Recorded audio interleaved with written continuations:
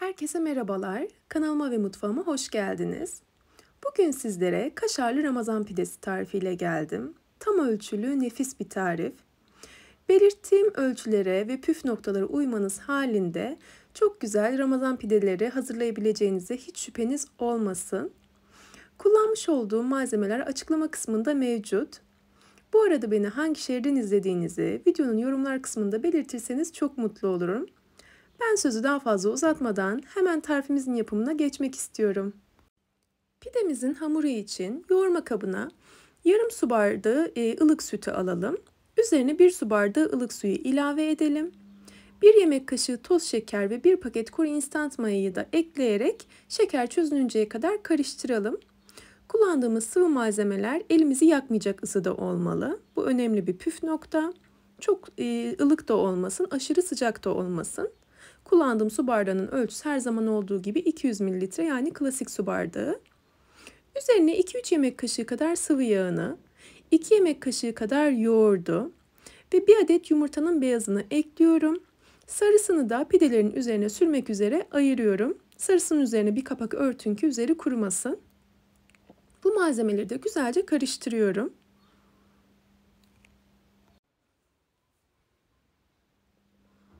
Diğer bir kasede 5 su bardağı unu hazırlamıştım. Unu kontrollü bir şekilde ekliyorum. İlk aşamada spatula ile karıştırıyorum ben. Dilerseniz direkt elinizle yoğurma işlemine de başlayabilirsiniz. Biraz kıvam aldıktan sonra ben elimle yoğurma işlemine geçiyorum. Onun üzerine de 1 dolu tatlı kaşığı kadar tuzu ilave ettim ve karıştırmaya başladım. Az miktarda unla birlikte güzelce bütün malzemeler birbirine girişecek şekilde ilk aşamada karıştıralım ve sonrasında tekrar un takviyesinde bulunalım. Az önce de belirttiğim gibi kıvam alıncaya kadar spatula ile bu şekilde karıştırabiliriz. Toplamda 5 su bardağından biraz eksik unla hamurum istediğim kıvama geldi. Ele yapışan bir hamur yoğurmamız gerekiyor. Yoğurmaya devam ettikçe elinize yapışacaktır hamur. Elinize yapışması sizi kaygılandırmasın. Daha fazla un eklemeyin. Çünkü belirttiğim gibi bu önemli bir püf nokta. Hamurumuzun ele yapışması gerekiyor.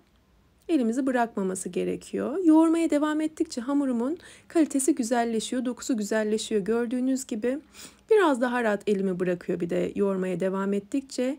Birkaç dakika boyunca bu şekilde hamurumu yoğurdum ben. Sonrasında üzerine streç filmle kapatıyorum.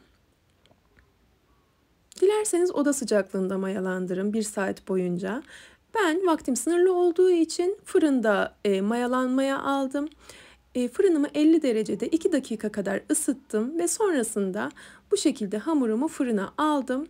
Yarım saat bile sürmeden hamurum istediğim şekilde mayalandı. Bu da sizin için bir alternatif olabilir. Fırında da çok güzel bir şekilde mayalanıyor.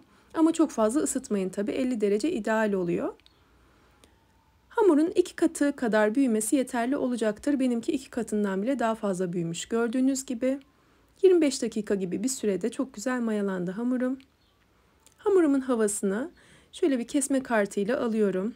Çok yapışan bir hamur olduğu için bu tarz bir aparatla havasını almanızı öneririm. Sonra tezgaha alacağım. Tezgahı biraz unluyorum ve hamurumu tezgaha alıyorum.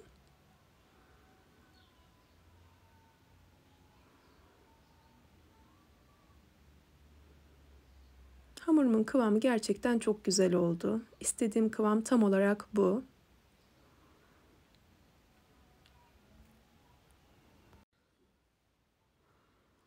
Sonrasında hamurun üzerine bir miktar daha un ekleyerek şöyle bir toparlayacağım.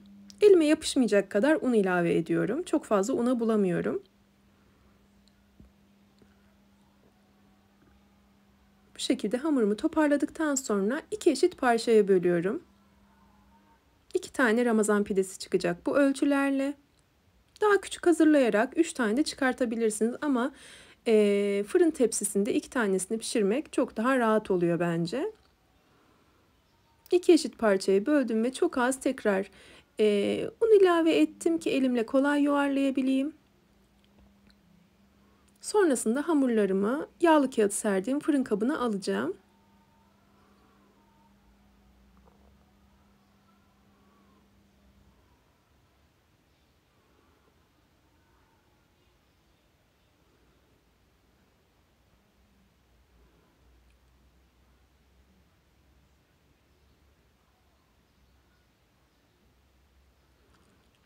Hamurlarımı fırın kabına yerleştirdim.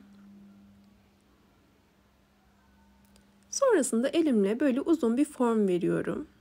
Biraz uzatarak hazırladım ben pidelerimi. Uzun bir formda hazırladım. Yuvarlak bir formda da hazırlayabilirsiniz tabii ki. Elimle biraz inceltmeye çalışıyorum. Aşırı inceltmenize gerek yok.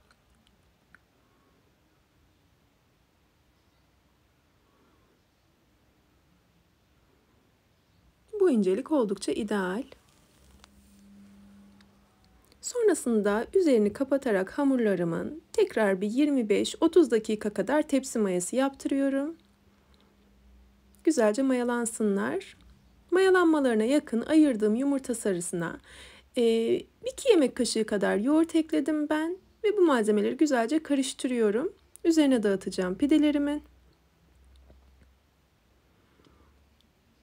Hazırladığım karışımı pidelerin üzerine dağıtıyorum.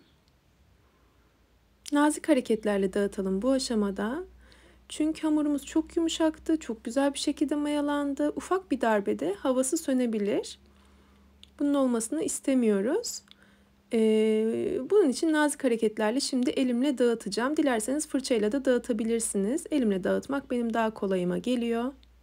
Çünkü birazdan zaten parmaklarımla şekil vereceğim pideme. Her yerine gelecek şekilde malzemeyi dağıtalım. İkinci pidemizin de her yerine gelecek şekilde dağıttıktan sonra parmaklarımızla şekil veriyoruz.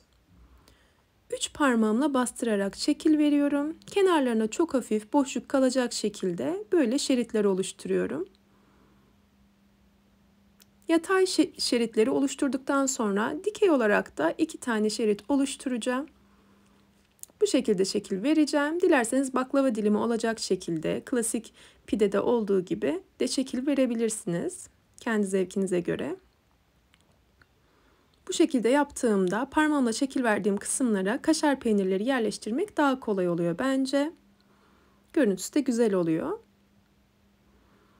İnce ince dilimlediğim kaşar peynirleri parmağımla şekil verdiğim kısımlara yerleştiriyorum. Kenarlarında bir miktar parmağımla bastırmadığım, şekil vermediğim kısımlar kaldığı için kaşarın da dışarı akma ihtimalini önlemiş oluyorum. Onun için kenar kısımlarında bir miktar bu şekilde yüksek bir kısım bırakın ki kaşar peynir pidelerin kenarından akmasın.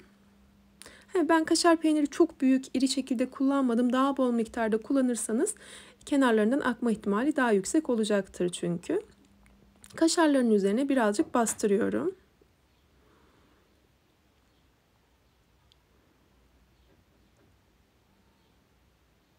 Son malzeme olarak ben çörek otu ve susam ekledim. Orta kısımlara çörek otunu bol miktarda ekledim. Görsel olarak daha güzel olacağını düşündüğüm için. Kenarlarına da susam ilave ettim. Bu şekilde görüntüsü bence gayet hoş oldu.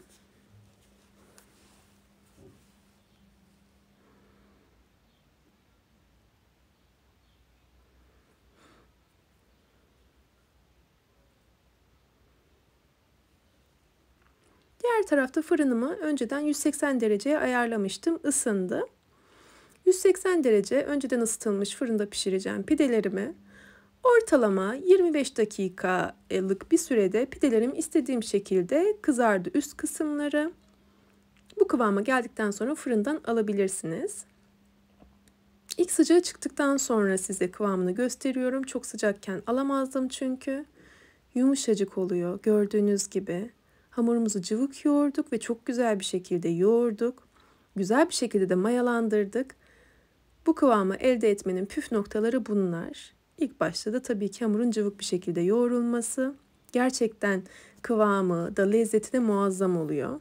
Denediğiniz takdirde bana hak vereceğinize eminim. Şöyle dilimledikten sonra size iç dokusunu da göstermek istiyorum. Bu tarifi dilerseniz kaşarsız bir şekilde sade Ramazan pidesi olarak da hazırlayabilirsiniz. Tabii ki ben alternatif olması açısından kaşarlısını gösterdim. Bu şekilde de çok lezzetli oluyor. Sunumu da güzel oluyor. Umarım tarifimi denersiniz ve beğenirsiniz. Eğer tarifimi buraya kadar izlediyseniz ve beğendiyseniz aşağıda yer alan beğen butonuna tıklarsanız çok mutlu olurum. Ve hala kanalıma abone değilseniz yine aşağıda yer alan abone ol butonuna tıklayarak yanındaki bildirim ziline basarsanız yeni tariflerimden anında haberdar olabilirsiniz. Yeni tariflerde görüşmek ümidiyle sağlıkla ve afiyetle kalın. Hoşça kalın.